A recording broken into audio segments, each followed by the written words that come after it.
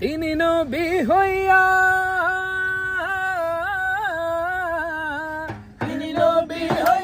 গেলেন সইয়া, নিরাশ হইলেন না। হিজরত কইরা মক্কা ছাইরা কিছুই কইলেন